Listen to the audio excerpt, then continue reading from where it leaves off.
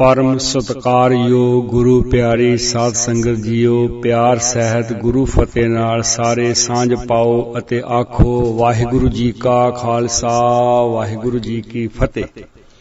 कि असीं न्यारे खालसा हाँ। पुस्तक विचों अगला विचार जो है, अगला जो चैप्टर है, अगला जो सरलेख है, ऐसे संत नाम मोको भाव है।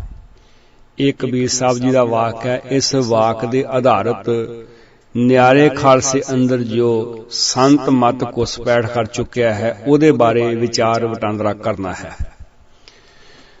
मनुख ने जदों दी होश संभाली है, उदों तो ही मानसिक कमजोरियां ने इस दा पिछा नहीं छड्डिया।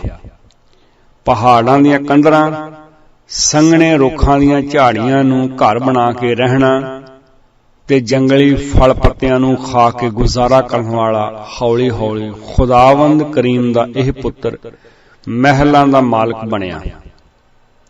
स्पेस दे विच सरदारी कायम कीती। जिवें जिवें जंगलां विचों विकास करदा होया अगे वधिया, तिवें तिवें इसने अपनियां सरीरक ते आत्मक लोड़ां दी जरूरत महसूस कीती। अग दी समझ आ जाण करके तरक्की दे राह पै गया। कुदरती शक्तियां दे लाभ नूं नित वरतों विच लियाउण लग पिया। कुदरती शक्तियां दे लाभ नूं मुख रख के इस दी पूजा करनी शुरू कर दित्ती। ਇਹ पूजा दो हिस्सिਆਂ ਵਿੱਚ ਵੰਡੀ गई। एक ते ਇਹ कि जिस कुदरती शक्ति तो इसनूं कुछ लाभ प्राप्त होया है, दूसरा जिस तो इसनूं कुछ नुकसान होया है। इंज डर ते लालच वस हो के इसने दोहां दी ही पूजा आरंभ कर दिती। मनुख दी विकास बिरती विचों परिवार, समाज, पिंडां ते शहरां ने जन्म लिया। मनुखी मन अंदर कुदरती शक्तियां दा भै मौजूद होण करके हर कारज करन लई किसे न किसे शक्ति दी पूजा ने जन्म लिया। जिस तरह अग्नि तो कुछ लाभ प्राप्त होया तां इसने नां रख लिया बैसंतर देवता। वरखा तो लाभ होया तां इसने नां रख लिया है वरण देवता। देवते दा भाव है कुछ देण वाला जां दैवी गुणा वाला। इन्हां देवतियां नूं खुश करन लई, इन्हां दी करोपी तो बचण लई आपो अपने ढंग नाल हर परिवार दे मुखीए ने धार्मिक रस्मां निभाउणियां शुरू कर दित्तियां। मैं इस गल नूं फिर दोहरा दियां। बड़ा प्यारा विचार है कि देवी देवतियां नूं खुश करन लई जां इन्हां दी करोपी तो बचण लई आपो अपने ढंग नाल हर परिवार दे मुखीए ने अपने परिवार दीयां धार्मिक रस्मां जिहड़ियां ने निभाउणियां शुरू कर लईआं। परिवारक मुखियां तो उपरंत पिंडां विच एक अद्धा धार्मिक रस्म निभाउण वाला रह गया। आम लोकाई ये समझण लग पई कि धार्मिक रस्मां निभाउण वाला देवते दे बहुत नजदीक है। ये पत्थर दी लीक वांग सदैव काल सच मान लिया गया कि प्यारी दे कहे विच देवी देवते रहिंदे हन। इंज आखीए कि रब खुश हुंदा है देवतियां द्वारा, देवते खुश हुंदे ने मंत्र द्वारा, ते मंत्र देंदा पंडित ब्राह्मण। इस गल नूं इस तरह लईए, पंडित जी दिंदे मंत्र, बंदा मंत्र दा करदा जाप, ते जिस दा मंत्र दिता हुंदा वो देवता खुश हो जांदा। वो देवता कहंदा भगता मंग की मंगना, देवता उहदी मंग पूरी करदा। ਇਹ एक कड़ी ऐसी मनुख दे दिमाग विच बिठा दित्ती है कि मनुख दा भौतिक विकास इत्थे आण के रुक गया है कि रब जी देवते दे आखे लगदे हन, देवता मंत्र नाल खुश हुंदा है ते मंत्र ब्राह्मण दिंदा है। भागां वालिओ, ਇਹ विचार अज साडे गुरुद्वारियां सिख परिवारां विचों समेत साडे जिहड़ा है ਉਹ ਦੇਖਿਆ ਜਾ ਸਕਦਾ ਹੈ। ਕੁਝ ਵੀਰ ਬਾਹਰ ਦੇ ਮੁਲਕਾਂ ਅੰਦਰ ਵੀ ਕਹਿਣਗੇ ਆਹ ਸ਼ਬਦ ਇੰਨੀ ਵਾਰ ਪੜ੍ਹ ਲਓ ਜਾਂ ਤਵੀਤ ਬਣਾ ਕੇ ਗਲ ਵਿੱਚ ਪਾ ਲਓ, ਇਹਦਾ ਜਾਪ ਇੰਨੀ ਵਾਰ ਕਰੋ, ਗੁਰੂ ਖੁਸ਼ ਹੋਵੇਗਾ ਤੇ ਗੁਰੂ ਫਿਰ ਤੁਹਾਡਾ ਮੰਤਰ ਮਾਰ ਕੇ ਰੱਬ ਦੇ ਕੋਲੋਂ ਵਿਗੜਿਆ ਹੋਇਆ ਕਾਰਜ ਠੀਕ ਕਰਵਾ ਦੇਣਗੇ। ਤੇ ਜੇ ਭਾਗਾਂ ਵਾਲਿਓ ਗੁਰਬਾਣੀ ਨੂੰ ਜ਼ਿੰਦਗੀ ਦਾ ਜੀਵਨ ਜਾਚ ਬਣਾ ਲਈਏ ਤੇ ਵਿਗਾੜ ਆਉਂਦਾ ਹੀ ਕੋਈ ਨਹੀਂ। ਪਰਿਵਾਰਕ ਮੁਖੀਆਂ ਨੇ ਤੇ ਫਿਰ ਪਿੰਡਾਂ ਵਿੱਚੋਂ ਇੱਕ ਅੱਧਾ ਬੰਦਾ ਰਸਮਾਂ ਨਿਭਾਉਣ ਵਾਲਾ ਰਹਿ ਗਿਆ। ਫਿਰ ਆਮ ਲੋਕ ਇਹੀ ਸਮਝਣ ਲੱਗ ਪਏ ਕਿ ਇਹ ਲੋਕ ਦੇਵਤੇ ਦੇ ਬੜੇ ਨਜ਼ਦੀਕ ਨੇ। ਇਹ ਪੱਥਰ ਦੀ ਲੀਕ ਵਾਂਗ ਸਦੀਵ ਕਾਲ ਸੱਚ ਮੰਨ ਲਿਆ ਗਿਆ ਕਿ ਪੁਜਾਰੀ ਦੇ ਕਹੇ ਵਿੱਚ ਦੇਵੀ ਦੇਵਤੇ ਰਹਿੰਦੇ ਹਨ। ਜਦੋਂ ਚਾਹੇ ਪੁਜਾਰੀ ਮੀਂਹ ਪਵਾ ਸਕਦਾ ਹੈ, ਜਦੋਂ ਚਾਹੇ ਇਹ ਮੀਂਹ ਹਟਾ ਸਕਦਾ ਹੈ। ਪੁਜਾਰੀ ਤੇ ਦੇਵਤਿਆਂ ਦੀ ਇੱਕ ਮਿਕ ਗੱਲ ਹੈ। ਵਿਚਾਰੀ ਭੋਲੀ ਖਲਕਤ ਗਰਜ਼ਾਂ ਦੀ ਮਾਰੀ ਹੋਈ ਨੇ। ਇਹਨਾਂ ਦੇ ਅੱਗੇ ਆ ਕੇ ਅਰਦਾਸਾਂ ਕਰਨੀਆਂ ਕਿ ਫਲਾਣੇ ਦੇਵਤੇ ਦੇ ਅੱਗੇ ਅਰਦਾਸ ਕਰ ਦਿਓ ਜੀ, ਸਾਡਾ ਕਾਰਜ ਰਾਸ ਹੋ ਜਾਏਗਾ, ਜਾਂ ਫਲਾਣੇ ਦੇਵਤੇ ਅੱਗੇ ਸਾਡੀ ਮੰਨਤ ਮੰਨਣ ਦੀ ਅਰਜ਼ੋਈ ਕਰ ਦਿਓ। ਭੋਲੀ ਜਨਤਾ ਇਹ ਸਮਝਦੀ ਸੀ ਕਿ ਕੋਈ ਗੈਬੀ ਸ਼ਕਤੀ ਸਾਧਾਂ ਦੇ, ਸੰਤਾਂ ਦੇ, ਚਾਟੜਿਆਂ ਦੇ, ਸਿਰ ਮੁੰਨਿਆਂ ਦੇ, ਸਵਾਹ ਮਲਿਆਂ ਦੇ ਕਹੇ ਅਨੁਸਾਰ ਕੰਮ ਕਰਦੀ ਹੈ। ਇਹ ਸਵਾਹ ਮਲੇ ਕੰਨਾਂ 'ਚ ਮੁੰਦਰਾਂ ਪਾਈਆਂ ਹੋਈਆਂ, ਜਟਾਂ ਵਧਾਈਆਂ ਹੋਈਆਂ ਜਾਂ ਲੰਬੇ ਚੋਲੇ ਕਢਾਈ ਵਾਲੇ ਪਰਨੇ ਗਲ ਵਿੱਚ ਪਾਏ ਹੋਏ ਵੀ ਰੱਬ ਜੀ ਇਹਨਾਂ ਦੇ ਕਹੇ ਵਿੱਚ ਚੱਲਦਾ ਹੈ। ਇਸ ਵਾਸਤੇ ਲੋਕ ਇਹਨਾਂ ਕੋਲੋਂ ਅਰਦਾਸਾਂ ਕਰਵਾ ਕੇ ਰੱਬ ਜੀ ਨੂੰ ਆਪਣੇ ਮੁਤਾਬਕ ਚਲਾਉਣ ਦਾ ਯਤਨ ਕਰ ਰਹੇ ਨੇ। ਇੰਜ ਲੱਗਦਾ ਵੀ ਜਿਵੇਂ ਰੱਬ ਸਾਡੇ ਪਿੰਡ ਦੇ ਕਿਸੇ ਕਿਸਾਨ ਦੇ ਨਾਲ ਰਹੇ ਹੋਏ ਭਈਏ ਵਰਗਾ ਹੈ। ਜਿਵੇਂ ਭਈਏ ਨੂੰ ਜਿਸ ਤਰ੍ਹਾਂ ਆਖਦੇ ਆ ਉਵੇਂ ਕੰਮ ਕਰਦਾ, ਇਵੇਂ ਸਾਧ ਸੰਤ ਰੱਬ ਨੂੰ ਭਈਆ ਬਣਾ ਕੇ ਸਾਡਾ ਜਿਹੜਾ ਕੰਮ ਆ ਉਹ ਕਰਵਾ ਰਹੇ ਨੇ। ਭੋਲੀ ਜਨਤਾ ਇਹ ਸਮਝ ਬੈਠੀ ਹੈ ਕਿ ਗੈਬੀ ਸ਼ਕਤੀ ਇਹਨਾਂ ਨਾਮ ਧਰੀਕ ਚੋਲਿਆਂ ਵਾਲਿਆਂ ਦੇ ਕਹੇ ਅਨੁਸਾਰ ਕੰਮ ਕਰਦੀ ਹੈ। ਇਹ ਮੰਤਰ ਮਾਰ ਕੇ ਸਾਡਾ ਵਿਗੜਿਆ ਹੋਇਆ ਕੰਮ ਸਵਾਰ ਸਕਦੀ ਹੈ। ਮੈਂ ਗਰਜ਼ਾਂ ਦੇ ਮਾਰੇ ਹੋਏ ਲੋਕ ਆਮ ਇਹਨਾਂ ਦੇ ਪਿੱਛੇ ਤੁਰੇ ਫਿਰਦੇ ਹੋਏ ਦੇਖੇ ਨੇ। ਹਰ ਪਰਿਵਾਰ ਦੀਆਂ 5-6 ਗਰਜ਼ਾਂ ਸਾਂਝੀਆਂ ਨੇ। ਉਹਨਾਂ ਗਰਜ਼ਾਂ ਜਿਸ ਤਰ੍ਹਾਂ ਬੱਚੇ ਦਾ ਵਿਆਹ, ਬੱਚੀ ਦਾ ਵਰ ਲੱਭਣਾ, ਬਾਹਰ ਦੇ ਮੁਲਕ ਅੰਦਰ ਜਾਣਾ, ਮੁਕੱਦਮੇ ਵਿੱਚ ਜਿੱਤ ਹੋ ਜਾਣੀ, ਨੌਕਰੀ ਮਿਲ ਜਾਣੀ, ਬੱਚਾ ਨਹੀਂ ਹੋਣਾ, ਇਹ ਮਾਨਸਿਕ ਪਰਿਵਾਰਾਂ ਦੀਆਂ ਕਮਜ਼ੋਰੀਆਂ ਨੇ। ਕਈ ਸਿਆਣੇ ਲੋਕ ਵੀ ਅਜਿਹੇ ਝੁੰਗਲ ਜਾਲ ਵਿੱਚ ਫਸ ਗਏ। ਇਹਨਾਂ ਵੇਲੜ ਫਾਂਡਰੂ ਪੁਜਾਰੀਆਂ ਨੇ ਦੁਨੀਆ ਨੂੰ ਹੋਰ ਡਰਾ ਦਿੱਤਾ। ਇਹ ਡਰ ਇਤਨਾ ਵੱਧ ਗਿਆ ਕਿ ਮਨੁੱਖ ਸੱਪਾਂ, ਠੂਹਿਆਂ, ਪਿੱਪਲਾਂ, ਬੇਰੀਆਂ ਦੀ ਪੂਜਾ ਵੱਲ ਧੱਕਿਆ ਗਿਆ। ਟੱਲੀਆਂ ਖੜਕਾ, ਧੂਪਾਂ ਥੁਖਾ ਕੇ, ਫੁੱਲ ਚੜਾ ਕੇ ਅਨੋਖੇ ਢੰਗ ਦੀ ਪੂਜਾ ਇਹ ਕਰਨ ਲੱਗ ਪਿਆ। ਇਹਨਾਂ ਵੇਲੜਾਂ ਦੀਆਂ ਗੋਗੜਾਂ ਵੱਧਦੀਆਂ ਦੇਖ ਕੇ ਕਈਆਂ ਹੋਲ ਦੀਆਂ ਲਾਲਾਂ ਵੀ ਵਗਣੀਆਂ ਸ਼ੁਰੂ ਹੋ ਗਈਆਂ, ਜਿਸ ਦਾ ਸਿੱਟਾ ਇਹ ਨਿਕਲਿਆ ਕਿ ਅਜਿਹੇ ਮੁਖਟੂਆਂ ਦੀਆਂ ਡਾਰਾਂ ਸੌਣ ਭਾਦੋਂ ਦੀਆਂ ਖੁੰਬਾਂ ਵਾਂਗ ਵੱਧ ਗਈਆਂ। ਜੋਗੀਆਂ ਸਿੱਧਾਂ ਨੇ ਹੀ ਹਿੰਦੁਸਤਾਨ ਦੇ ਰਾਜਿਆਂ ਨੂੰ ਕਹਿ ਦਿੱਤਾ ਸੀ, ਤੁਸੀਂ ਆਰਾਮ ਨਾਲ ਬੈਠੋ, ਜਦੋਂ ਵੀ ਕੋਈ ਬਾਹਰਲਾ ਹਮਲਾਵਰ ਭਾਰਤ ਮਾਤਾ ਤੇ ਹਮਲਾ ਕਰਕੇ ਉਸ ਦੀ ਇੱਜ਼ਤ ਨਾਲ ਖਿਲਵਾੜ ਕਰੇਗਾ, ਅਸੀਂ ਉਸੇ ਵੇਲੇ ਹੀ ਆਪਣੀਆਂ ਵਧੀਆ ਮੰਤਰਾਂ ਰਾਹੀਂ ਐਸੀ ਕਰਾਮਾਤ ਦਿਖਾਵਾਂਗੇ ਕਿ ਸਾਰੀ ਦੀ ਸਾਰੀ ਫੌਜ ਅੰਨੀ ਹੋ ਜਾਏਗੀ। ਤੁਸੀਂ ਉਸੇ ਵੇਲੇ ਹੀ ਉਹਨਾਂ ਨੂੰ ਆਪਣੇ ਕਬਜ਼ੇ ਹੇਠ ਕਰ ਲੈਣਾ। ਪਰ ਸਾਡੇ ਲਈ ਤੁਸੀਂ ਇੱਕ ਕੰਮ ਕਰਿਆ ਜੇ ਕਿ ਰਸਦ ਪਾਣੀ ਸਮੇਂ ਅਨੁਸਾਰ ਭੇਜਦੇ ਰਹਿਣਾ, ਤਾਂ ਕਿ ਸਾਡੇ ਪਾਠ ਪੂਜਾ ਵਿੱਚ ਵਿਘਨ ਨਾ ਪਏ।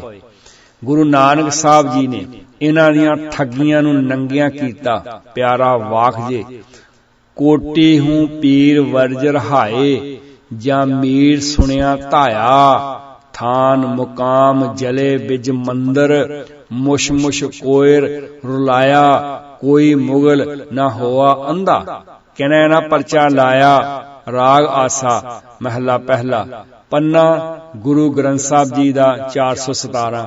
ਮੈਂ ਚਾਹਾਂਗਾ ਇਹ ਕਰਾਮਾਤਾਂ ਵਾਲਾ ਵਾਕ ਜਿਹੜਾ ਹੈ ਇੱਕ ਦਫਾ ਫਿਰ ਦੁਹਰਾ ਦਿਆਂ।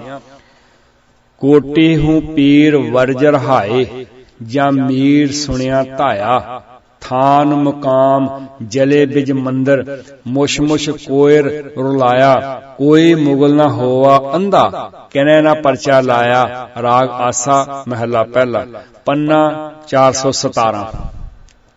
ਇਸ ਲੜੀ ਦੇ ਆਧਾਰਿਤ ਨਿਆਰਾ ਖਾਲਸਾ ਪੁਸਤਕ ਅੰਦਰ ਜੋ ਸ਼ਬਦ ਲਿਆ ਗਿਆ ਹੈ, ਇਹ ਕਬੀਰ ਜੀ ਦਾ ਰਾਗ ਆਸਾ ਵਿੱਚ ਉਚਾਰਨ ਕੀਤਾ ਹੋਇਆ ਹੈ।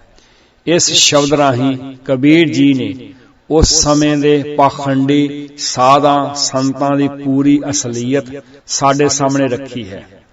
जिस पखंडी लाणे नूं गुरबाणी रद्द करदी है, अज ओह ही पखंड मकड़ी दा जाला बन के सिख कौम नूं चिंबड़िया होया है। आओ कबीर जी दे इस शब्द राही उस समय ते अजोके समय दे संत लाणे दे हालातां संबंधी भरपूर जानकारी प्राप्त करन दा भरपूर यत्न कीता जाए। बीमारी कबीर साहब दे जमाने विच भी ओह सी, बीमारी हुण भी ओही है।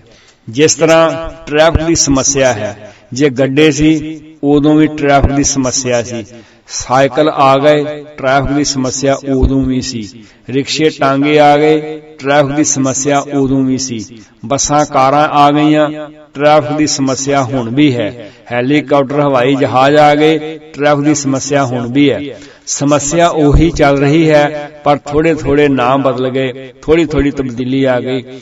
साध संत उदों भी इहो जिहे सी, साध संत हुण भी इहो ही फिर रहे ने अयोके हालात विच। उस हालात अंदर फिर जदों आपां गुरबाणी द्वारा देखदे हां ते बहुता को अंतर नहीं लगदा। कबीर साहब दे वाक नूं आपां समझना है। गज साडे तै तै धोतियां तेहरे पायन तग, गली जिनी जप मालियां लोटै हाथ निबग। ओए हर के संत ना आखी है, बानारस के ठग, ऐसे संत न मोको भावै, डाला सो पेडा गटकाव है रहाओ।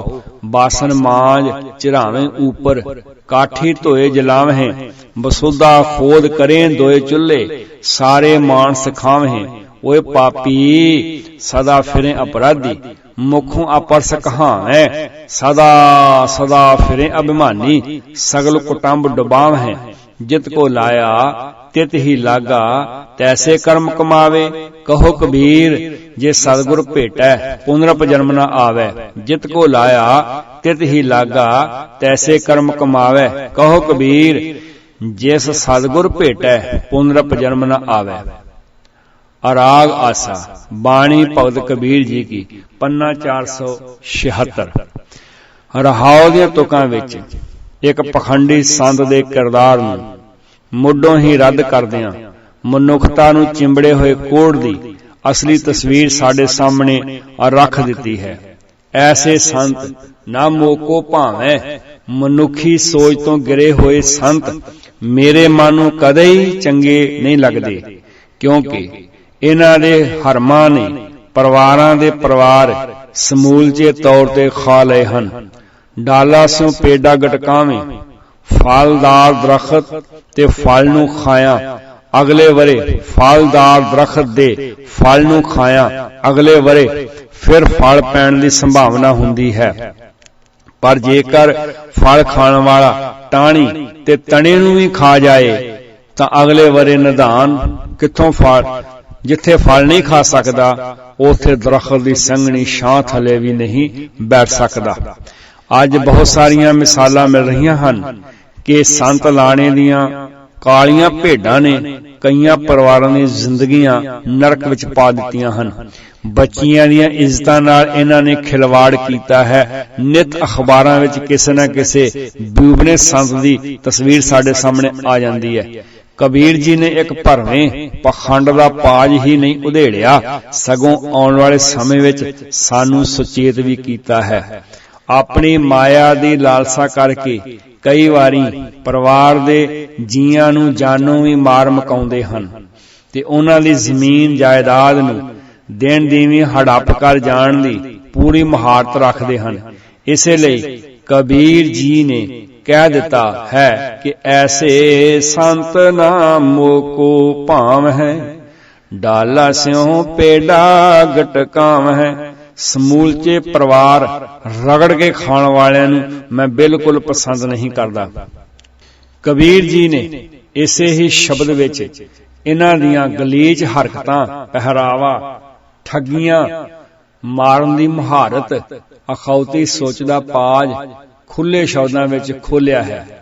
पहले बंद विच ਤਰ੍ਹਾਂ ਤਰ੍ਹਾਂ ਦੇ ਰੰਗ ਬਰੰਗੇ ਚੋਲੇ ਤੇ ਇਹਨਾਂ ਚੋਲਿਆਂ ਤੇ ਫਿਲਮੀ ਐਕਟਰਾਂ ਵਾਲੀ ਕਢਾਈ ਤੇ ਉੱਪਰੋਂ ਦੀਆਂ ਪਾਈਆਂ ਹੋਈਆਂ ਲੰਬੀਆਂ ਲੰਬੀਆਂ ਮਾਲਾਵਾਂ ਦਾ ਜ਼ਿਕਰ ਵਿਸਥਾਰ ਨਾਲ ਕੀਤਾ ਹੈ। ਕਰੋ ਕਬੀਰ ਸਾਹਿਬ ਦੇ ਇਹਨਾਂ ਵਾਕਾਂ ਦੇ ਦਰਸ਼ਨ। ਗਾਜ ਸਾਡੇ ਤੈਂ ਤੈਂ ਧੋਤੀਆਂ, ਤੇਰੇ ਪਾਇਨ ਤੱਗ, ਗਲੀ ਜਿਨੀ ਜਪ ਮਾਲੀਆਂ, ਲੋਟੇ ਹੱਥ ਨੇ ਬੱਗ, ਓਏ ਹਰ ਕੇ ਸੰਤ ਨਾ ਆਖੀ ਹੈ, ਬਾਨਾਰਸ ਕੇ ਠੱਗ। ਕਬੀਰ ਜੀ ਦਾ ਜਨਮ ਬਨਾਰਸ ਚ ਹੋਣ ਕਰਕੇ ਬ੍ਰਾਹਮਣ ਦੇਵਤੇ ਦੀ ਪੂਜਾ, ਧਰਮ ਦੇ ਨਾਂ ਤੇ ਕਰਮਕਾਂਡ, ਕਿਰਤੀ ਮਨੁੱਖ ਦੀ ਹੁੰਦੀ ਲੁੱਟ ਨੂੰ ਨੇੜਿਓਂ ਹੋ ਕੇ ਤੱਕਿਆ। ਵੇਲੜ ਸਾਧਾਂ ਦੇ ਹਰਲ ਹਰਲ ਕਰਦੀਆਂ ਹੋਇਆਂ ਵੱਗਾਂ ਨੂੰ ਲੋਕਾਂ ਵਿੱਚ ਵਿਚਰਦਿਆਂ ਗੌਰ ਨਾਲ ਦੇਖਿਆ। ਇੱਕ ਬੜੀ ਪਿਆਰੀ ਉਦਾਹਰਨ ਦਿੰਦਿਆਂ ਕਬੀਰ ਜੀ ਨੇ ਆਪਣੇ ਸ਼ਲੋਕ ਵਿੱਚ ਦੱਸਿਆ ਹੈ ਕਿ ਇਹਨਾਂ ਦਾ ਪਹਿਰਾਵਾ ਦੇਖੋ, ਇੱਕਦਮ ਮਨ ਨੂੰ ਖਿੱਚ ਪਾਉਂਦਾ ਹੈ, ਪਰ ਇਹ ਮਾਈ ਦੇ ਲਾਲ ਅੰਦਰੋਂ ਲੂਸੇ ਪਏ ਹਨ, ਸੜੇ ਪਏ ਹਨ। ਕਬੀਰ ਸਾਹਿਬ ਦਾ ਵਾਕ ਹੈ, ਕਬੀਰ ਕੰਚਨ ਕੇ ਕੁੰਡਲ ਬਣੇ, ऊपर लाल जड़ाओ, दिसै दादे कान ज्यों, जिनमा नाही नाओ। कबीर कंचन के कुंडल बने, ऊपर लाल जड़ाओ, दिसे दादे कान ज्यों, जिनमा नाही नाओ। श्लोक कबीर जी पन्ना 1364। जोगियां ने सोने दे वाले बना के ਕੰਨਾਂ ਵਿੱਚ ਪਾਏ ਹੁੰਦੇ ਹਨ ਤੇ ਉਹਨਾਂ ਵਾਲਿਆਂ ਦੀ ਹੋਰ ਸੋਹਣੀ ਦਿੱਖ ਬਣਾਉਣ ਲਈ ਉੱਪਰ ਲਾਲ ਜੜੇ ਹੁੰਦੇ ਹਨ। ਇੰਜ ਕਰਨ ਨਾਲ ਜੋਗੀਆਂ ਦੀ ਅਮੀਰੀ ਬਹੁਤ ਵਧੀਆ ਪ੍ਰਗਟ ਹੁੰਦੀ ਹੈ। ਜਿਸ ਤਰ੍ਹਾਂ ਬੇਲੇ ਵਿੱਚ ਸਰਕੜੇ ਨੂੰ ਅੱਗ ਲੱਗ ਜਾਏ ਤਾਂ ਕਾਨਾ ਦੇਖਣ ਨੂੰ ਪੂਰਾ ਲਿਸ਼ਕਦਾ ਹੋਇਆ ਨਜ਼ਰ ਆਏਗਾ, ਪਰ ਕਾਨੇ ਨੂੰ ਛਿੱਲ ਕੇ ਦੇਖੋ ਤਾਂ ਉਹ ਅੰਦਰੋਂ ਸੜਿਆ ਹੋਇਆ ਦਿਸੇਗਾ। ਇੰਜ ਹੀ ਇਹ ਜੋਗੀ ਬਾਹਰੋਂ ਸਾਧੂ, ਧਰਮੀ ਤੇ ਰੱਬ ਜੀ ਦੇ ਖਾਸ ਦੂਤ ਲੱਗਦੇ ਹਨ, ਪਰ ਜੇ ਕਿਤੇ ਇਹਨਾਂ ਦੀ ਮਨਸਾ ਪੂਰੀ ਨਾ ਹੁੰਦੀ ਹੋਵੇ ਤਾਂ ਮਿੰਟ ਤੋਂ ਪਹਿਲਾਂ ਸਰਾਫ ਵਾਲੀ ਭਾਸ਼ਾ ਤੇ ਉਤਰ ਆਉਂਦੇ ਹਨ। ਬਾਹਰੋਂ ਧਰਮੀ, ਅੰਦਰੋਂ ਈਰਖਾ, ਨਫ਼ਰਤ ਦੇ ਨੱਕੋ ਨੱਕ ਭਰੇ ਹੋਏ ਸਨ। ਇਹੀ ਹਾਲ ਅੱਜ ਦੇ ਪਖੰਡੀ ਸਾਧਾਂ ਦਾ, ਸੰਤਾਂ ਦਾ ਹੈ, ਜੋ ਝੂਠੀ ਕਰਾਮਾਤ ਰਾਹੀਂ ਸਭ ਕੁਝ ਮਿੰਟਾਂ ਵਿੱਚ ਭਸਮਾ ਭੂਤ ਕਰ ਦੇਣ ਦੇ ਹਮੇਸ਼ਾ ਹੀ ਡਰਾਵੇ ਦਿੰਦੇ ਰਹਿੰਦੇ ਹਨ। ਮਸਕਟ ਵਿੱਚ ਬੈਠਿਆਂ ਇੱਕ ਵੀਰ ਜੀ ਨੇ ਬਹੁਤ ਪਿਆਰੀ ਗੱਲ ਸੁਣਾਈ ਕਿ ਇੱਕ ਨਵੇਂ ਸਥਾਪਿਤ ਹੋਏ ਬਾਬਾ ਜੀ ਅੱਖਾਂ ਮੁੰਦ ਕੇ ਪ੍ਰਵਚਨ ਕਰ ਰਹੇ ਸਨ, ਜੋ ਗੁਰਬਾਣੀ ਦੇ ਸਿਧਾਂਤ ਅਨੁਸਾਰ ਨਹੀਂ ਸਨ, ਬਲਕਿ ਵਿਚੋਲੇ ਦੀ ਲੋੜ ਤੇ ਜ਼ਿਆਦਾ ਜ਼ੋਰ ਦੇ ਰਹੇ ਸਨ।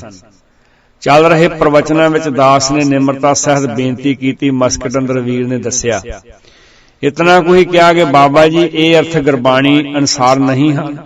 ਬਾਬਾ ਜੀ ਦੀ ਧੀਰਜ ਦਾ ਭਰਿਆ ਹੋਇਆ ਪਿਆਲਾ ਡੋਲਣ ਲੱਗ ਪਿਆ, ਛਲਕਣ ਲੱਗ ਪਿਆ। ਆਪੇ ਤੋਂ ਬਾਹਰ ਹੋ ਕੇ ਕਹਿਣ ਲੱਗੇ, ਮਹਾਂਪੁਰਸ਼ਾਂ ਅੱਗੇ ਪਹਿਲਾਂ ਕਦੇ ਵੀ ਇੰਜ ਨਹੀਂ ਸੀ ਬੋਲਿਆ ਜਾਂਦਾ ਜਿਸ ਤਰ੍ਹਾਂ ਹੁਣ ਤੁਸੀਂ ਬੋਲ ਰਹੇ ਹੋ। ਮੈਂ ਅੱਗੇ ਤੋਂ ਪ੍ਰਵਚਨ ਨਹੀਂ ਕਰਾਂਗਾ। ਤੁਸੀਂ ਬ੍ਰਹਮ ਗਿਆਨੀਆਂ ਦੀ ਬੇਅਦਬੀ ਕਰ ਰਹੇ ਹੋ। ਕੋਲ ਬੈਠੇ ਹੋਏ ਸੰਗੀ ਜਨ ਬਾਬਾ ਜੀ ਦੀ ਕਰੋਪੀ ਤੋਂ ਡਰਦਿਆਂ ਹੋਇਆਂ ਵਾਗਰੂ ਵਾਗਰੂ ਵਾਗਰੂ ਕਰਨ ਲੱਗ ਪਏ ਤੇ ਸਾਰਿਆਂ ਨੇ ਮੈਨੂੰ ਕੌੜੀ ਜੀ ਮਿੱਠੀ ਜੀ ਝਾੜ ਪਾ ਕੇ ਚੁੱਪ ਕਰਾਤਾ। ਹੈਗਾ ਨਾ ਧੰਨ ਸਿੱਖੀ ਦੇ ਸਿੱਖ।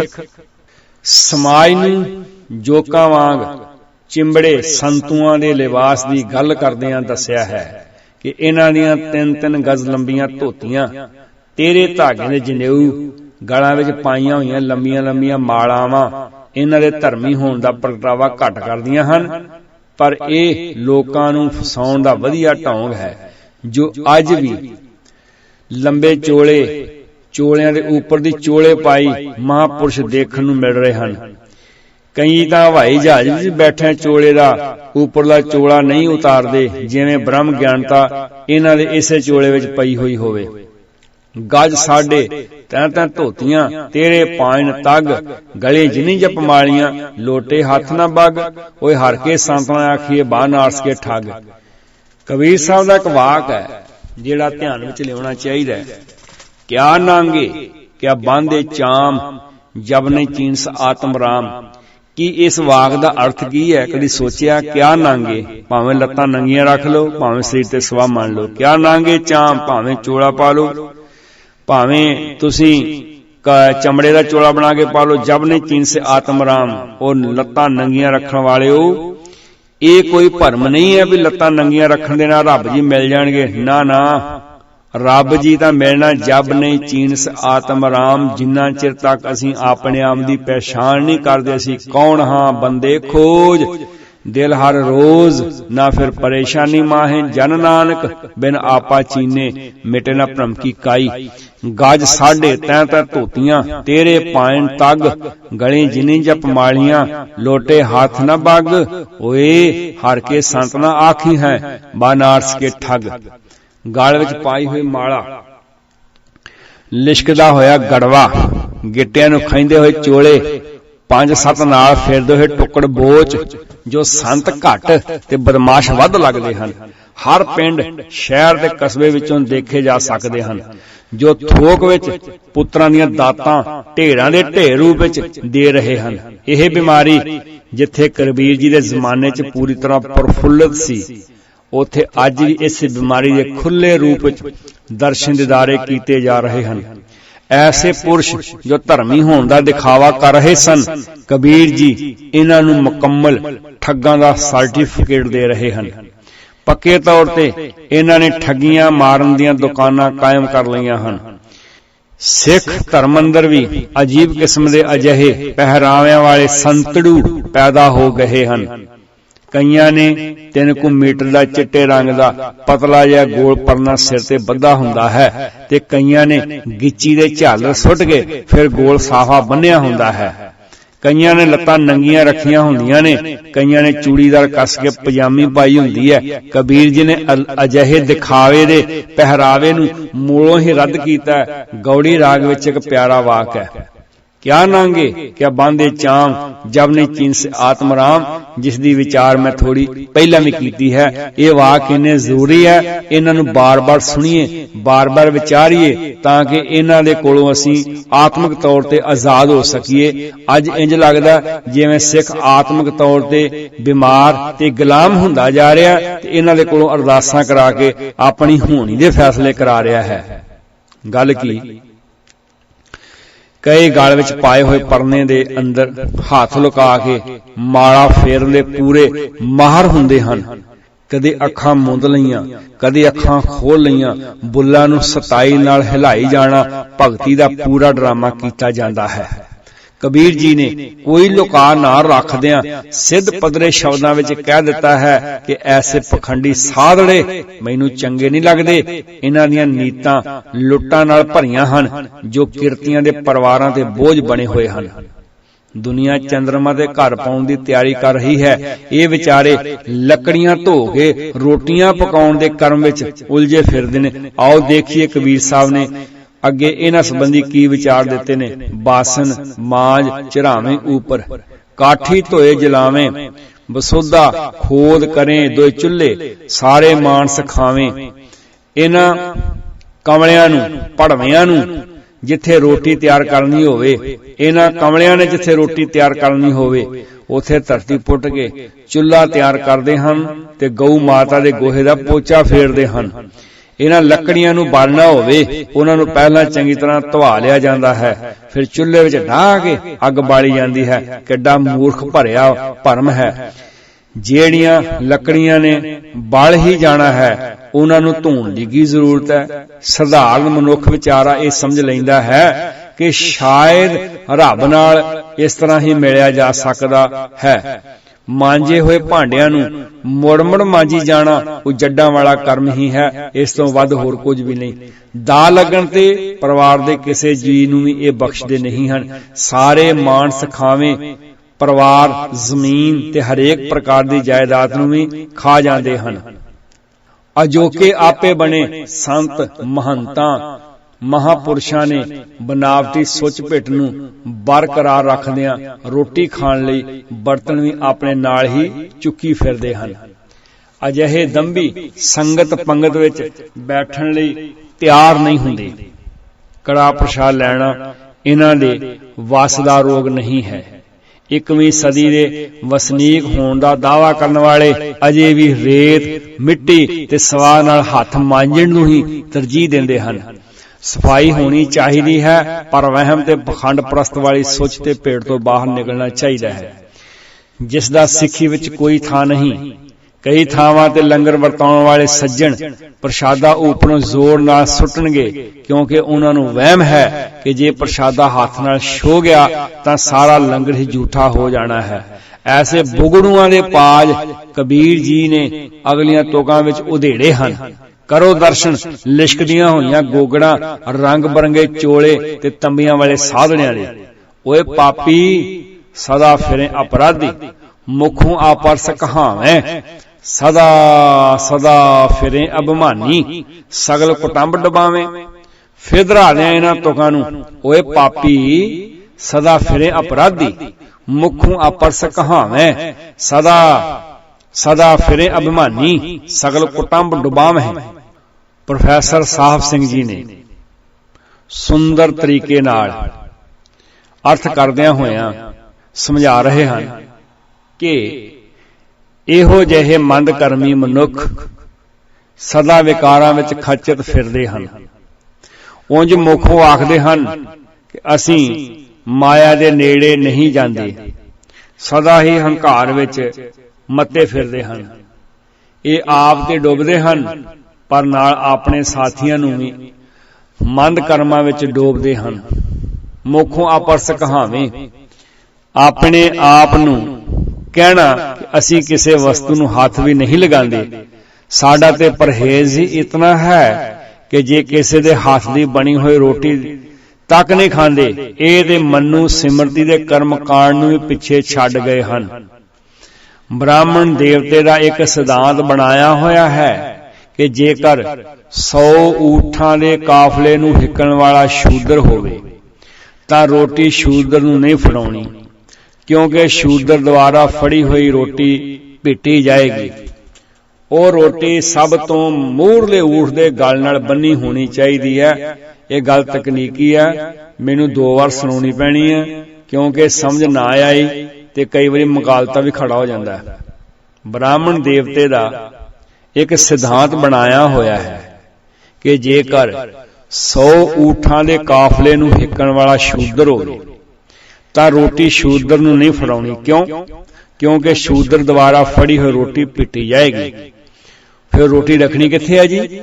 ਉਹ ਰੋਟੀ ਸਭ ਤੋਂ ਮੂਹਰਲੇ ਊਠ ਦੇ ਗਲ ਨਾਲ ਬੰਨ੍ਹ ਦੇਣੀ ਚਾਹੀਦੀ ਹੈ। ਪਰ ਜੇਕਰ ਸ਼ੂਦਰ ਦਾ ਹੱਥ ਸਭ ਤੋਂ ਮਗਰਲੇ ਊਠ ਨੂੰ ਕਿਤੇ ਭੁਲੇਖੇ ਨਾਲ ਵੀ ਲੱਗ ਗਿਆ, ਭਾਵੇਂ ਉਸ ਊਠ ਦਾ 100ਵਾਂ ਨੰਬਰ ਹੀ ਕਿਉਂ ਨਾ ਹੋਵੇ, ਤਾਂ ਸ਼ੂਦਰ ਦੇ ਲੱਗੇ ਹੋਏ ਹੱਥ ਕਾਰਨ ਸ਼ੂਦਰ ਦਾ ਤਿੱਖਾ ਕਰੰਟ ਸਭ ਤੋਂ ਅਗਲੇ ਊਠ ਦੇ ਗਲ ਨਾਲ ਬੰਨੀ ਹੋਈ ਰੋਟੀ ਵਿੱਚ ਆ ਜਾਂਦਾ ਹੈ। ਉਹ ਰੋਟੀ ਬ੍ਰਾਹਮਣ ਦੇਵਤੇ ਦੀ ਕੰਮ ਦੀ ਨਹੀਂ ਰਹਿੰਦੀ। ਬ੍ਰਾਹਮਣ ਕਹਿੰਦਾ, ਜੇ ਮੈਂ ਦਰਖਤ ਦੀ ਉੱਚੀ ਟਾਹਣੀ ਤੇ ਬੈਠਾ ਹਾਂ, ਵਿਚਾਰੇ ਸ਼ੂਦਰ ਦਾ ਉਸ ਦਰਖਤ ਦੀ ਜੜ ਨੂੰ ਹੱਥ ਲੱਗ ਜਾਏ, ਬ੍ਰਾਹਮਣ ਭਾਊ ਉੱਪਰ ਬੈਠਾ ਹੀ ਪਿਟਿਆ ਜਾਂਦਾ ਹੈ। ਬੰਦੇ ਦੇ ਪਰਛਾਵੇਂ ਤੋਂ ਬਹੁਤ ਡਰ ਲੱਗਦਾ ਹੈ, ਪਰ ਜੇ ਰੁਪਏ ਪੈਸੇ ਭੇਟਾ ਦੇ ਰੂਪ ਵਿੱਚ ਕੋਈ ਦੇ ਦੇਵੇ ਤਾਂ ਉਹ ਝੱਟ ਚੱਲ ਰਹੀ ਕਾਰ ਸੇਵਾ ਦੇ ਬਹਾਨੇ ਆਰਾਮ ਨਾਲ ਸੇਵਕਜਨ ਬਾਬਾ ਜੀ ਦੇ ਗੁਠਲਿਆਂ ਵਰਗੀਆਂ ਜੇਬਾਂ 'ਚ ਪਾ ਕੇ ਪੱਕੇ ਤੌਰ ਤੇ ਸੰਭਾਲ ਦਿੰਦੇ ਹਨ। ਪ੍ਰਸਿੱਧ ਪੱਤਰਕਾਰ ਸਰਦਾਰ ਦਲਬੀਰ ਸਿੰਘ ਆਪਣੀ ਪੁਸਤਕ ਨੇੜਿਓਂ ਡਿੱਠੇ ਸੰਤ ਭਿੰਡਰਾਂ ਵਾਲੇ ਪੰਨਾ 55 ਤੇ ਲਿਖਦੇ ਹਨ। 3 ਘੰਟੇ ਦੀ ਵਾਰਤਾ ਪਿੱਛੋਂ ਕਹਿਣ ਲੱਗੇ ਕਿ ਆਓ ਪ੍ਰਸ਼ਾਦਾ ਛਕੀਏ। ਵਿਛੇ ਹੋਏ ਟਾਟਾਂ ਦੇ ਬੈਠ ਗਏ। ਵਰਤਾਵੇ ਨੇ ਲਗਭਗ 3 ਫੁੱਟ ਦੀ ਉਚਾਈ ਤੋਂ ਪ੍ਰਸ਼ਾਦਾ ਸੁੱਟਿਆ, ਜੋ ਮੈਨੂੰ ਠੀਕ ਨਾ ਜਾਪਿਆ। ਮੈਂ ਕਹਿ ਦਿੱਤਾ, ਇਹ ਛੂਤ ਛਾਤ ਦੀ ਪਰੰਪਰਾ ਦਾ ਰੂਪ ਹੈ। ਕਹਿਣ ਲੱਗੇ, ਨਹੀਂ, ਸਾਡੇ ਇਹ ਰਿਵਾਜ ਹੈ। ਜਦ ਅਗਲੀ ਵਾਰ ਉੱਥੇ ਜਾਣ ਦਾ ਅਵਸਰ ਮਿਲਿਆ ਤਾਂ ਸਰਬਰੋ ਦੇ ਬਾਟੇ ਵਿੱਚ ਵਰਤਾਵੇ ਨੇ ਦੁੱਧ ਪਾਇਆ। ਛੇਤੀ ਨਾਲ ਉਹਦੇ ਜੱਗ ਨੂੰ ਰੋਕਿਆ ਤੇ ਕਿਹਾ, ਬਸ। ਉਹ ਕਹਿਣ ਲੱਗਾ, ਇਹ ਦੁੱਧ ਤਾਂ ਸਾਡੇ ਕੰਮੋਂ ਗਿਆ, ਕਿਉਂਕਿ ਜੱਗ ਨੂੰ ਮੇਰਾ ਹੱਥ ਲੱਗ ਗਿਆ ਸੀ। ਮੇਰਾ ਇਹ ਵਿਸ਼ਵਾਸ ਹੋਰ ਪੱਕਾ ਹੋ ਗਿਆ। ਇਹ ਪਹੁੰਚ ਇੱਕ ਬ੍ਰਾਹਮਣੀਵਾਦੀ ਰੁਚੀ ਸੀ। ਸਦਾ ਫਿਰੇ ਅਭਿਮਾਨੀ, ਹੰਕਾਰ ਨਾਲ ਭਿੱਜੀਆਂ ਹੋਈਆਂ ਤਰੋ-ਤਰ ਮਹਾਨ ਆਤਮਾਵਾਂ ਨੂੰ ਭੁੱਲ ਭੁਲੇਖੇ ਨਾਲ ਕੋਈ ਸੇਵਕ ਫਤਿਹ ਬੁਲਾ ਦੇਵੇ ਤਾਂ ਇਹਨਾਂ ਦੇ ਸੱਤੀ ਕੱਪਣੀ ਅੱਗ ਲੱਗ ਜਾਂਦੀ ਹੈ। ਧੰਨ ਗੁਰੂ ਨਾਨਕ ਸਾਹਿਬ ਜੀ ਜੋ ਮਰਦਾਨੇ ਦੇ ਹੱਥੋਂ ਵੀ ਪ੍ਰਸ਼ਾਦਾ ਛਕਦੇ ਰਹੇ ਹੋਣਗੇ।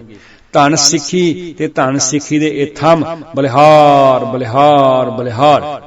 ਲੁਧਿਆਣੇ ਬਸੰਤ ਪਾਰਕ ਵਿੱਚ ਇਹਨਾਂ ਮੂੰਹ ਫੜੇ ਚਿਮਟਾ ਪਹਿਲਵਾਨਾਂ ਦੇ ਦੀਵਾਨ ਅਕਸਰ ਹੀ ਲੱਗਦੇ ਰਹਿੰਦੇ ਹਨ। 24 ਕੁ ਸਾਲ ਪਹਿਲੇ ਇੱਕ ਪ੍ਰਾਪਰਟੀ ਡੀਲਰ ਮੇਰਾ ਮਿੱਤਰ ਸੀ, ਜੋ ਕਿ ਅਕਾਲੀ ਦਲ ਦਾ ਸਿਰਕਰਦਾ ਮੈਂਬਰ ਸੀ, ਸਰਕਲ ਦਾ ਜਥੇਦਾਰ ਵੀ ਸੀ। ਮੈਂ ਇਹ ਸਮਝਦਾ ਸੀ ਕਿ ਇਸ ਵੀਰ ਨੂੰ ਗੁਰਬਾਣੀ ਬਹੁਤ ਆਉਂਦੀ ਹੈ, ਕਿਉਂਕਿ ਦੇਖਣ ਨੂੰ ਦਰਸ਼ਨੀ ਸਿੱਖ ਸੀ, ਦਰਸ਼ਨੀ ਪਹਿਰਾਵਾ ਸੀ, ਡੁੱਲ ਪੈਂਦਾ ਸੀ।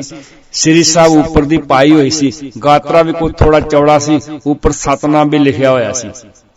ਕੁਦਰਤੀ ਇੱਕ ਦਿਨ ਮੈਂ ਇਹਨਾਂ ਨੂੰ ਮਿਲਣ ਵਾਸਤੇ ਗਿਆ ਤੇ ਇਹ ਵੀਰ ਮੈਨੂੰ ਕਹਿਣ ਲੱਗੇ, ਇੱਕ ਬਾਬਾ ਜੀ ਬਹੁਤ ਹੀ ਪਹੁੰਚੇ ਹੋਏ ਆਏ ਹੋਏ ਹਨ, ਉਹ ਅੱਜ ਕੱਲ ਇੱਥੇ ਆਏ ਹੋਏ ਨੇ ਬਸੰਤ ਪਾਰਕ ਵਿੱਚ, ਆਪਾਂ ਉਹਨਾਂ ਨੂੰ ਮਿਲਣ ਲਈ ਚੱਲਣਾ।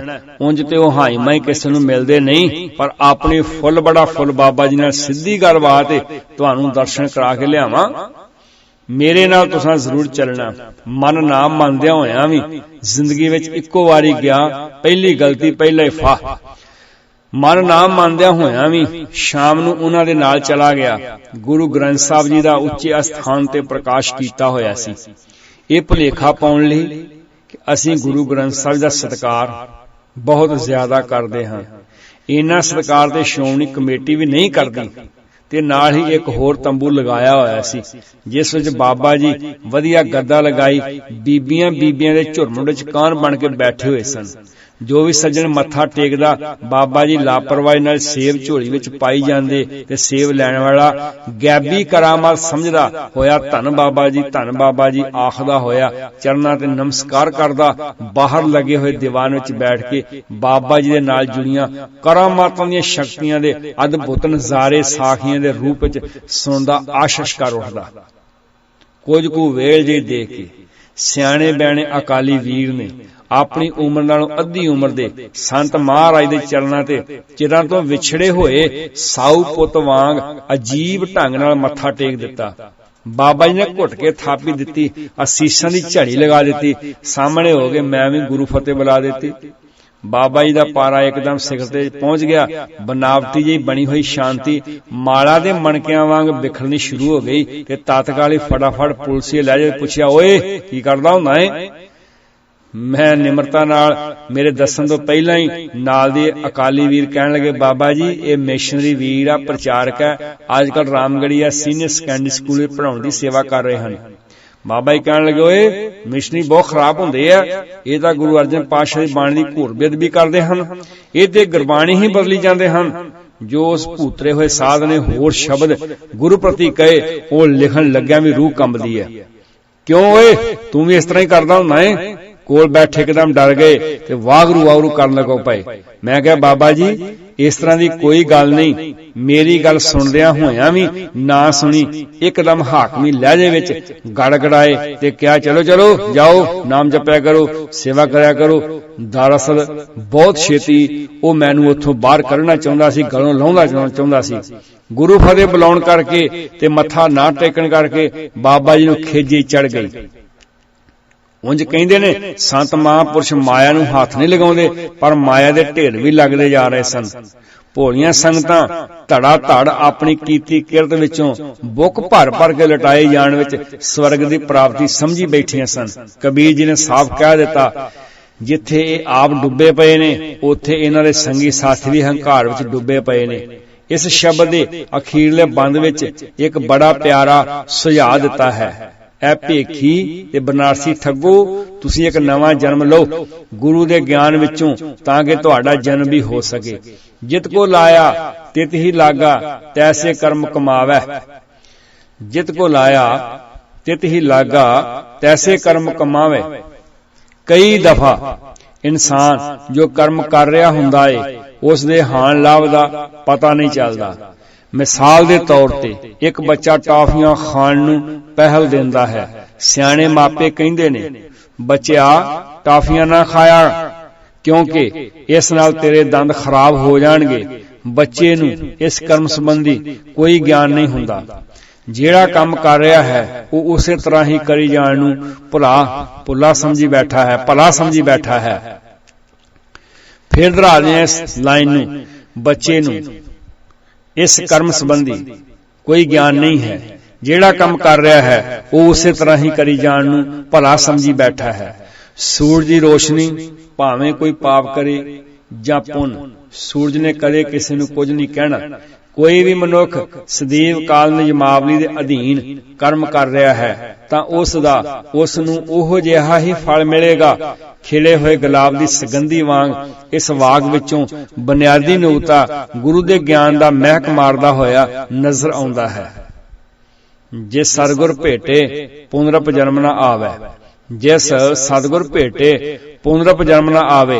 सतगुर जी दे रब्बी ज्ञान नूं अपनाया पखंडां वाले जीवन तो छुटकारा हो जाता है, मुड़ उस पखंड वाले जीवन विच नहीं जाता।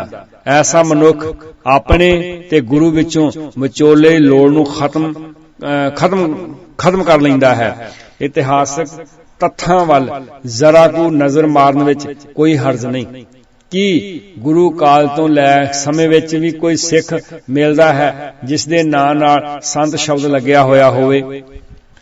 गुरु नानक साहब जी तो लैके गुरु गोबिंद सिंह जी दे समय तक सानू एक भी अजिहा सिख नहीं मिलदा जिस नाल संत शब्द की वरतों कीती होवे।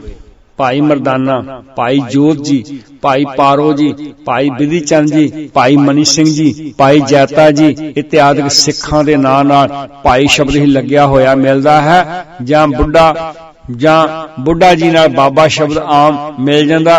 उंज बुढ़ा जी नूं भी भाई बुढ़ा करके ही गुरप्रताप सूज ने अंकित कीता है। गुरु गोबिंद सिंह जी दे समय तो लैके महाराजा रणजीत सिंह दे राज भाग तक एक भी अजिहा सिख नहीं मिलदा जिस दे नां नाल संत शब्द जुड़िया होया होवे। भाई तारू सिंह, बाबा दीप सिंह जी, बाबा बोता सिंह जी, बाबा गरचा सिंह जी, बाबा बंदा सिंह जी बहादुर जिन्हां ने सिख राज कायम कर दिता गुरु गोबिंद सिंह ज्योति जोत समाउण तो 1 साल बाद ही। पर इस इतिहास विचों सानू किसी ऐसे सिख दे दर्शन दिदारे नहीं होणगे जिसने अपने नाल संत शब्द नूं जोड़ लिया होवे। फिर अंग्रेजां दा राज आ गया, तद भी संत शब्द दी वरतों आम मनुखां नाल नहीं कीती गई। बाबा अतर सिंह जी दे नाम नाल यह शब्द पहली दफा जोड़िया गया। इस तो उपरंत टावे टावे सिखां दे नां नाल इस शब्द की वरतों कर हुंदी खुल जही लै लई। 1947 ताईं सिखां विच संतां दे वावा नां आउण लग पए। श्रोमणी गुरुद्वारा प्रबंधक कमेटी ते श्रोमणी अकाली दल दे संत प्रधान बनण नाल इस शब्द की खुलेआम वरतों होण लग पई ते संतां दा सिੱਖੀ विच राह खुल गया। फिर धरालियां श्रोमणी गुरुद्वारा प्रबंधक कमेटी ते श्रोमणी अकाली दल दे दोनों संस्थावां दे संत प्रधान बनदे नाल इस शब्द की खुलेआम वरतों होण लग पई ते संतां दा सिੱਖੀ विच प्रवेश होना आम खुला गया। इस छोट आम डेरेदारां ने भी लै लई। हिंदुस्तान विच डेमोक्रेसी होण करके हर राजनीतिक लीडर अपनियां वोटां की गिणती पक्की करन दे चक्कर अंदर डेरेदार संतां दी शरण विच आउण लग पए। देश की आजादी के उपरंत थोक रूप विच संत महात्मावां दा दिनां विच वाधा होण लग पिया। सिख धर्म अंदर सब तो वध वाधा होया 1984 तक इन्हां वेलड़ पुरुषां दीयां कई जमातां पैदा हो गईयां। अकाल तख्त ढह ढेरी हो गया पर इन्हां दे कंन ते भोरा जूं ना सरकी।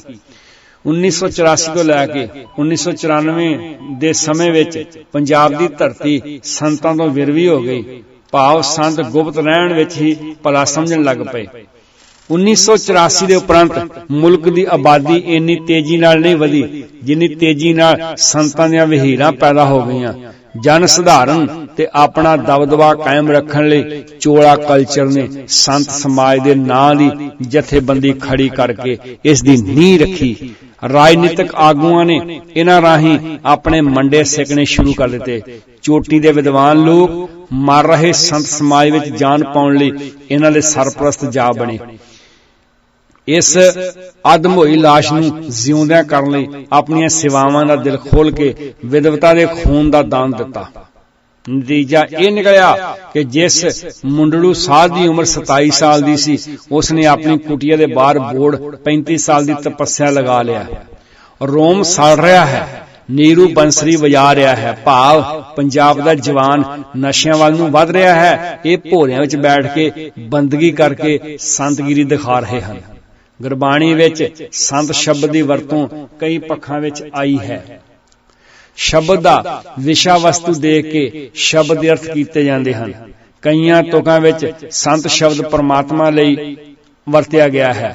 जिहा के भाग होआ गुर संत मिलाया, प्रभ अविनाशी घर में पाया। गुरु जी ने संत रूपी परमात्मा नूं मिला दिता। गुरु ग्रंथ साहिब जी विच संत शब्द गुरु वास्ते भी आया होया है। जिहा के संत का मार्ग धर्म की पौड़ी को वडभागी पाए।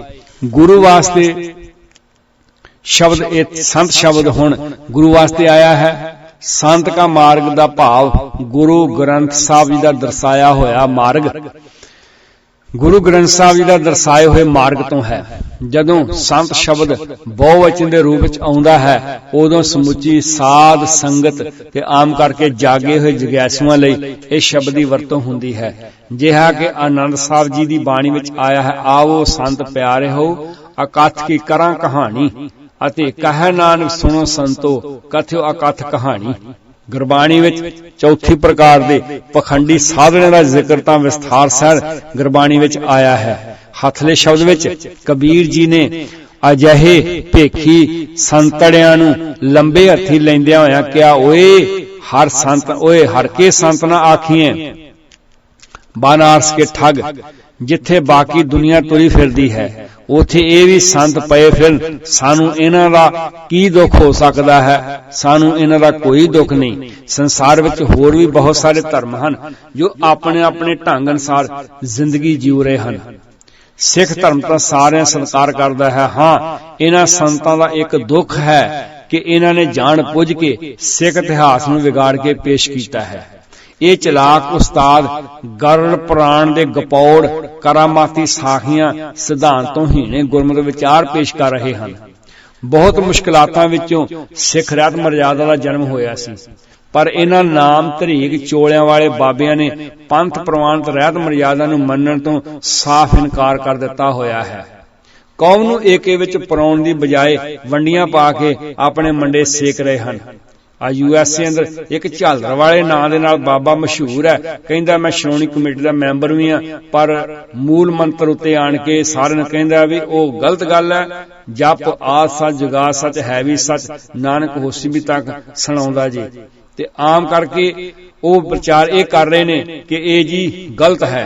क्या कमाल दी बात है, जिहड़ा ये रहत मर्यादा नूं मनण नूं ही मानता नहीं दे रहा, ओनूं धर्म प्रचार कमेटी दा मैंबर सदके जाइए अपनी कौम नूं एके विच पराउण दी बजाय वंडियां पा के ये लोग अपने मंडे सेक रहे हैं। गुरु नानक साहब जी ने एक न्यारा पंथ चलाया सी जिस खोड़ दा कोई काम नहीं है। साध बाबियां ने सिख पंथ नूं न्यारा रहण नहीं दिता। इन्हां दे गूढ़ ज्ञान दे प्रचार सदका कई प्रकार दे कर्म कांडां दीयां वनगियां पंथ विचों देखण नूं मिल रहीआं हन। चिलीहे कटने, निरंतर अखंड पाठां लड़ियां, पूर्णमाशी दे चौंकियां, धागे तवीर, दसम ग्रंथ दा प्रकाश कर देना, भोली जनता दे हत्थां दीयां रेखावां देखणियां, लाचियां लौंग दे के पुत्रां दीयां दातां देणियां, मन भाउंदे इन्हां दे शौक हन। देखा जाए तो यह साधा करके सिख धर्म का न्यारापन खत्म होंदा जा रहा है। कहण नूं तां असीं न्यारे खालसा हाँ, पर पूजा साह लैण दी कर रहे हाँ। गुरु नानक साहब जी ने अजिहे रंग बरंगे उदासियां साधां दे अखौती खाण पीण ते अंदरली तृष्णा दी मानसिक कमजोरी नूं सोहणे ढंग दे नाल बयान कीता है। एक कंद मूल चुन खाएं वन खंड वासा, एक भगवा वेश कर फिर है उदास जोगी सन्यासा, अंदर तृष्णा बहुत साधन भोजन की आशा, बिरथा जन्म गवाए ना गिरही ना उदासा। इस वाग नूं फेर ना दोहरा दियां। एक कंद मूल चुन खाहे वन खंड वासा, एक भगवा वेश कर फिर है जोगी सन्यासा, अंदर तृष्णा बहुत साधन भोजन की आशा, बिरथा जन्म गवाए ना गिरही ना उदासा। पौड़ी माज की वार महला पहला पन्ना 140। श्रोमणी गुरुद्वारा प्रबंधक कमेटी ने कोई गुरमत दा फैसला करना है तां धार्मिक जथेबंदियां दे नाम हेठ निगूणियां वोटां दी खातर इस साध लाणे नूं पूरी चौधर दे दिंदे हन, क्योंकि गुरमत नूं ना मनण करके ये डेरे इन्हां नूं दिल खोल के सिरों पाओ रेशमी दिंदे हन। किसी भी साध दे डेरे ते सिख रहत मर्यादा दी एक भी मद लागू नहीं है। हर डेरे ने अपनी गरजां दी पूर्ति लई अपनी मर्जी नाल सिख रहत मर्यादा बनाई हुई है। गुरुआं दे अवतार पुरबां ज्योति जोत समाउण दी तर्ज ते इन्हां डेरियां ने हो चुके नाम धरीक महापुरुष वड्डे महापुरुषां दे जन्म दिहाड़े बरसियां मनाउणियां शुरू कर दित्तियां। इन्हां नूं वड्डे महाराज बनाउण विच उन्हां रागी ਸਿੰਘਾਂ ਦਾ हत्थ है जिहड़े कहंदे वड्डे महाराज जी आ गल आख गए सी गुरु ग्रंथ ਸਾਹਿਬ ਦੀ हजूरी विच बैठ के। गुरुआं दे अवतार पुरब ज्योति समाउण दी तर्ज ते इन्हां दे डेरियां ने हो चुके नाम धरीक महापुरुषां दे जन्म दिहाड़े बरसियां मनाउणियां शुरू कर दित्तियां ने। इतिहासक गुरुद्वारे नजदीक ही कईयां ने अपने डेरे स्थापित कर लए हन। ਇਹ ਤੇ ਹੁਣ ਸ਼੍ਰੋਮਣੀ ਕਮੇਟੀ ਨੂੰ ਚਾਹੀਦਾ ਹੈ ਕਿ ਜੋ ਵੀ ਬਾਬਾ ਸਿੱਖ ਰਹਿਤ ਮਰਜ਼ਾਦਾ ਨੂੰ ਨਹੀਂ ਮੰਨਦਾ ਉਸ ਲਾਣੇ ਨੂੰ ਮਾਨਤਾ ਨਾ ਦੇਵੇ, ਨਾ ਹੀ ਉਸ ਨੂੰ ਕਾਰ ਸੇਵਾ ਦਿੱਤੀ ਜਾਵੇ। ਸਗੋਂ ਆਪ ਵਿਸ਼ਾ ਮਾਹਰ ਵਿਦਵਾਨਾਂ ਦੀਆਂ ਕਮੇਟੀਆਂ ਬਣਾ ਕੇ ਸ਼੍ਰੋਮਣੀ ਗੁਰਦੁਆਰਾ ਪ੍ਰਬੰਧਕ ਕਮੇਟੀ ਖੁਦ ਫੈਸਲੇ ਕਰੇ। ਸਾਨੂੰ ਚਾਹੀਦਾ ਹੈ ਕਿ ਸਾਹਿਬ ਸ੍ਰੀ ਗੁਰੂ ਗ੍ਰੰਥ ਸਾਹਿਬ ਮਹਾਰਾਜ ਦੀ ਪਾਵਨ ਪਵਿੱਤਰ ਬਾਣੀ ਨੂੰ ਆਪਣੇ ਹਿਰਦੇ ਅੰਦਰ ਵਸਾ ਕੇ गुरु साहब ਦੀਆਂ खुशियां प्राप्त करने का यत्न करिए। ते कबीर साहब जी का यह वाक बड़ा प्यारा, ऐसे संतना मोको भावे डाला स्यों पेडा गटकावे गज साडे तै तै धोतियां तेरे पायन तग गली जिनी जपमालियां लोटे हाथ ना बग ओए हर के संतना आखी है बनारस के ठग। इस वास्ते ऐसे संतना मोको भावे डाला सो पेडा गड़कावे। गुरु ग्रंथ साहब ते भरोसा रखिए। इन्हां नाम तरीक साधनियां कोलों जिन्हां दा कौमी वसीयत अंदर सरदार जसवंत सिंह कमल ने बड़े प्यार दे नाल खुलासा कीता है। इन्हां दे नंग इन्हां दीयां घटनावां जिहड़ियां ने रोज अखबारां दी सुर्खियां बनदियां ने। इह धर्म दे नां दे उत्ते डाके मार रहे जे, इह धर्म दे नां दे उत्ते अपनी बड़ी सोहनी रोटी खा रहे ने। सानू गुरु ग्रंथ साहब ते भरोसा रखना चाहिए। गुरु ग्रंथ साहब दी बाणी नूं अपनी जिंदगी दा आधार बनाउणा चाहिए। सतगुर नूं सब देखदा जेता जग संसार डिठे मुक्त ना होवे जे चिर शब्द ना करें विचार भुल्लां चुकां दी खिमा प्यारियो। वाहिगुरू जी का खालसा वाहिगुरू जी की फतेह।